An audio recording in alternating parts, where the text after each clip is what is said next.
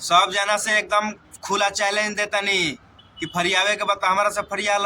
पवन सिंह के बारे में गलत सही जवन जना बोलत रहा तो सब जना के हम खुलेआम चैलेंज बा, माई बहन एकदम कर करके वीडियो बना के एकदम पोस्ट करम। जान जी ह एकदम मिजाज अथी भइल बा। ढेर जना के देखा तनी कि ना मर्द ह त ई ह त ऊ ह, भेज अपन माई बहन के पता चल जी कि ना मर्द ह कि का ह। साला पवन सिंह के बारे में बोले के कैसे बोल सकता रे?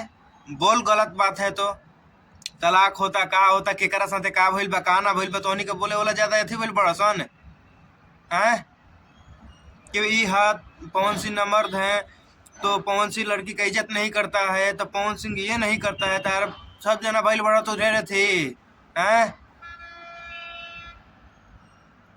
तारे लोग के ढेर अथी भइल बा।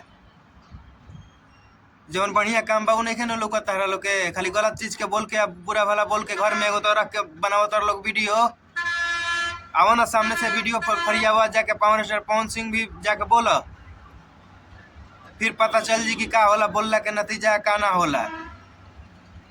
जितना जना बड़ जा खुलेआम चैलेंज बा, जेकरा जेकरा जो जो इ लोग वीडियो बनावत रहा सब जना के बतावत तनी।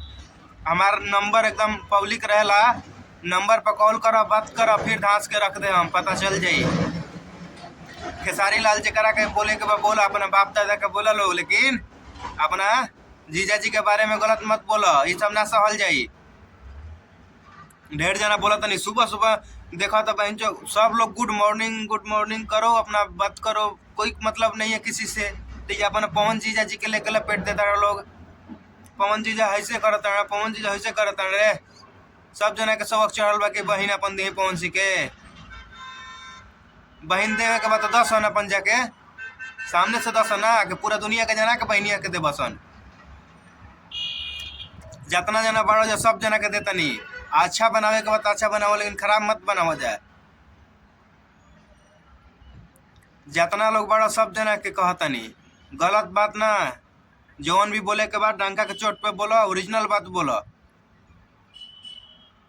चला हम ये देखा तनी आज 5 दिन 10 दिन से ये सब चलता है, ये सब चलता है। जब आके रेल देता नु तो सब जना के फिर हेकड़ी निकल जाता है।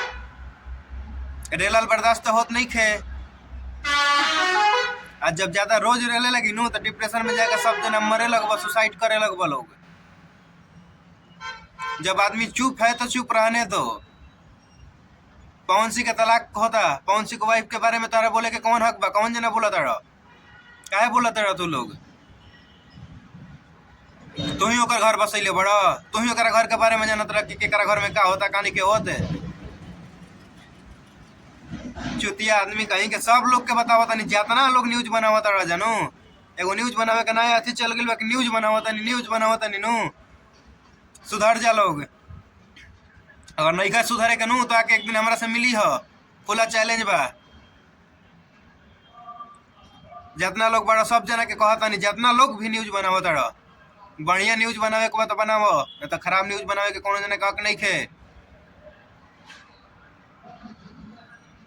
के जाना तक की करा घर में का होता, के जाना तक की करा साथे का भइल बा का ना भइल बा, काहे हो गिला तलाक देता, ई देता ऊ देता, मतलब काहे हो रहल बा ऐसन चीज।